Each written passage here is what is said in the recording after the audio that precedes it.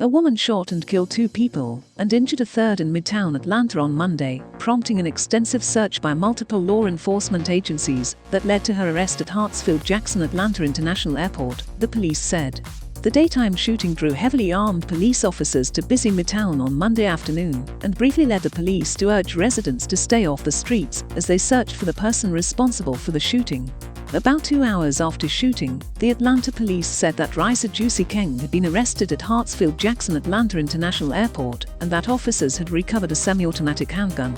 The police did not immediately discuss a possible motive. "We do not believe these were random acts of violence," Darren Shiborn, interim chief of the Atlanta Police Department, said at a news conference on Monday. "We believe individuals were likely targeted that were harmed today." Close quote. Ms. King faces multiple charges including murder, non-negligent manslaughter, aggravated assault, possession of a firearm during a felony and false imprisonment.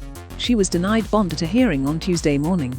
Paul Keng, Ms. King's mother, said by phone on Monday night that her daughter had recently quit her job and that she had never touched a gun in her life. Close quote.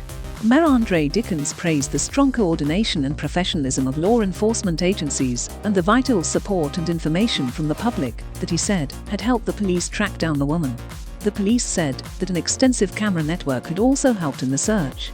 "I want to state clearly that the security of the airport was never compromised," Mr. Dickens said at a news conference. "The suspect was apprehended prior to being in any controlled areas of the airport."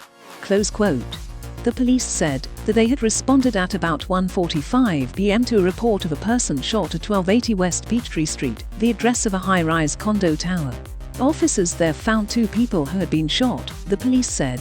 One of the victims died, the other was taken to a hospital, the police said, and it was not immediately clear what that person's condition was. While at 1280 West Peachtree Street, officers received another call at about 2 p.m. of a person shot at 1100 Peachtree Street, less than a mile away, Chief Shiborn said.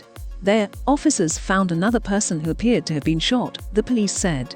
That person was taken to the hospital and died, the police said.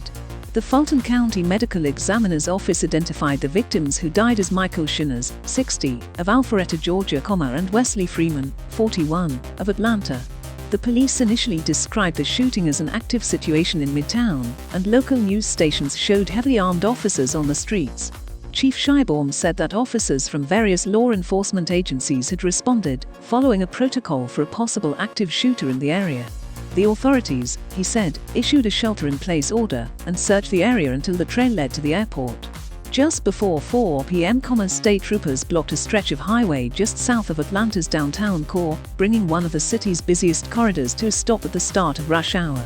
But even before the troopers shut down the highway, drivers saw an unfolding law enforcement response, as at least a dozen police vehicles, many unmarked, at least one an armored personnel carrier, raced south toward the airport, blue lights flashing.